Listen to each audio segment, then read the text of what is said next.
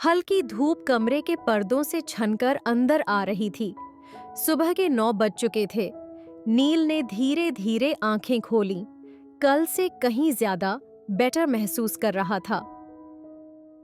जैसे ही उसने पलकें उठाईं, उसकी नजर कबीर पर गई, जो जल्दी जल्दी बुक्स पैक कर रहा था, शर्ट के बटन बंद कर रहा था। लेकिन उसके चेहरे पर साफ थकान झलक रही थी, जैसे रात भर ठीक से सोया ही ना हो।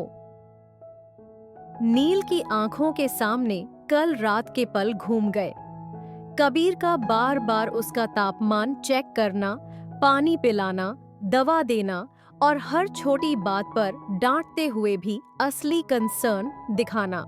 कहानी शुरू करने से पहले एक लाइक और सब्सक्राइब जरूर करें और हाँ, बेल आइकॉन दबाना ना भूले ताकि आपको हर नए सीन का मजा सबसे पहले मिले। एक गिल्टी सा भाव उसके अंदर आया। उसकी वजह से कबीर को नींद सैक्रिफाइस करनी पड़ी, थकान झेलनी पड़ी। फिर भी दिल के किसी कोने में एक गहरी सी ग्रैटिट्यूड भी थी। उसने कबीर को देखते हुए धीरे से पर सच्ची चिंता के साथ पूछा, तू रात को सोया था भी या मेरी वजह से पूरी रात जागता रहा? कबीर तुरंत उसके पास आया, उसका माथा चेक किया और एक छोटी सी आह छोड़ी। मैं डॉक्टर तो नहीं हूं, पर हाँ, हर 2 घंटे उठकर तेरा टेम्परेचर चेक करा था, बस यही देखने के लिए कि बुखार बढ़ तो नहीं रहा। नील गिल्टी मुस्कान के साथ धीरे से बोलता है। थैंक्स कबीर।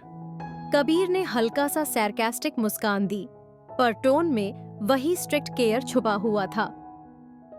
अरे थैंक्स बोलने की जरूरत नहीं है, तू तो मेरा दोस्त है ना। बस सुन, तेरा नाश्ता मैंने गरम करके टेबल पर रखा है, टाइम से खा लेना। गरम पानी भी साइड में रखा है, ठंडा बिल्कुल मत पीना वरना तबीयत फिर से खराब हो जाएगी। मेडिसिन भी वही रखी है, भूलना मत। और हाँ, क्लास आज बिल्कुल कैंसिल, अभी भी हल्का बुखार है, पूरा आराम ले। वैसे भी असाइनमेंट और अटेंडेंस भाग के थोड़ी जा रहे हैं, तू ठीक हो जाए बस, वो ज्यादा इंपॉर्टेंट है। थैंक्स, पर तुझे इतना सब कुछ करने की क्या जरूरत थी मेरी वजह से? कबीर मुस्कान दबाते हुए टीजिंग टोन में कहता है, अरे जरूरी थी बॉस, वरना हीरो साहब फिर से लाइब्रेरी में बुखार लेकर ड्रामा करते।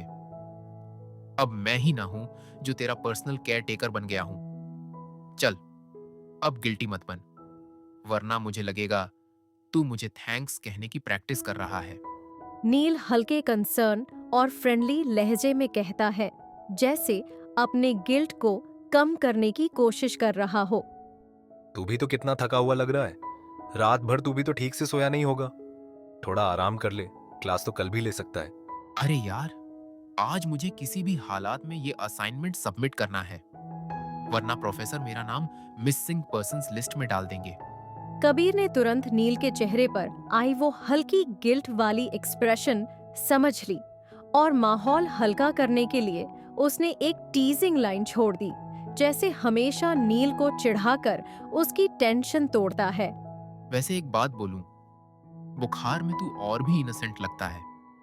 अभी मैं जो बोल रहा हूं ना, उसे बिल्कुल ओबीडिएंट स्टूडेंट की तरह सुन रहा है। तभी तो सोचूं, जो नील मुझे हमेशा लेक्चर देता है, कल रात मेरी डांट भी एक छोटे बच्चे की तरह चुपचाप सुन रहा था। एक काम कर, तू क्लास लेने ही जा। वैसे भी तू 2 मिनट से ज्यादा सीरियस रह ही नहीं सकता। नील के चेहरे पर एक छोटी सी मुस्कान थी, जैसे उसे पूरा यकीन हो कि कबीर कभी सीरियस दिख भी नहीं सकता। उसकी आंखों में हल्का सा ताना था, पर उस ताने के पीछे केयर भी छुपी थी। कबीर हल्का सा हंसता है, वो हंसी जो आधी चिढ़ाती है, आधी नरम।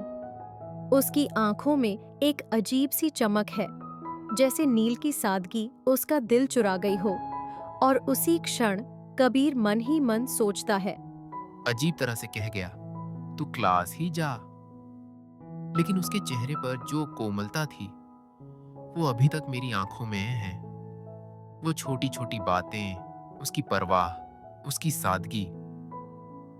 शायद इसी वजह से मैं उससे इतना अटैच्ड फील करता हूं। पर क्या सिर्फ सादगी ही वजह है, या फिर मैं सिर्फ दोस्त से थोड़ा ज्यादा मानने लगा हूं? मुझे उसका कंसर्न इतना अच्छा क्यों लगता है? उसके बिना सब अधूरा क्यों लगता है? मैं हमेशा मजाक बनाता हूं, उसे छेड़ता हूं, पर असल में ये सब एक कवर है, ताकि नील मेरी आंखों में वो सब ना देख ले जो मैं खुद समझने से डरता हूं। सच कहूं तो मुझे खुद से भी डर लगता है। शायद मैं नील को बस दोस्त नहीं, कुछ और सोचने लगा हूं। हाँ हाँ, जा रहा हूं। वैसे भी अगर मैं 2 मिनट से ज्यादा सीरियस रहा तो पूरे कॉलेज का बैलेंस बिगड़ जाएगा। नील हल्की सी हंसी रोक नहीं पाता। सर हिलाते हुए बोलता है, जैसा सोच रहा हो इसका कुछ नहीं हो सकता। बस तू ही रह गया कॉलेज का बैलेंस संभालने के लिए। नील और कबीर के बीच का ये छोटा सा सुबह का पल एक नॉर्मल दिन को भी खास बना रहा था। केयर और गिल्ट के बीच छुपी वार्मथ और उनकी छेड़छाड़ वाली बातें, जैसे दोनों एक दूसरे के कंफर्ट जोन में घुसे हुए थे। नील को कबीर के सार्केज्म झेलने की आदत सी पड़ने लगी थी, और कबीर के लिए नील के सॉफ्ट कंसर्न एक नई चीज बन रहा था, जो उसके दिल को छूकर और गहरा स्पर्श कर रहा था। जब नील ने कैजुअली कहा, तू भी थोड़ा आराम कर ले, तो कबीर के चेहरे पर मुस्कान थी, लेकिन अंदर कहीं उसकी बात और ज्यादा चुभी, एक दर्द और एडिक्टिव तरीके से। शायद अब वो दोनों एक दूसरे के लिए बस एक रूटीन नहीं, बल्कि एक जगह बनने लगे। अगर आपको ये सीन पसंद आया तो लाइक करें, शेयर करें और कमेंट करके बताएं आपको सबसे ज्यादा कौन सा मोमेंट टच किया, और सब्सक्राइब करना ना भूलना ताकि अगला पार्ट आपसे मिस ना हो।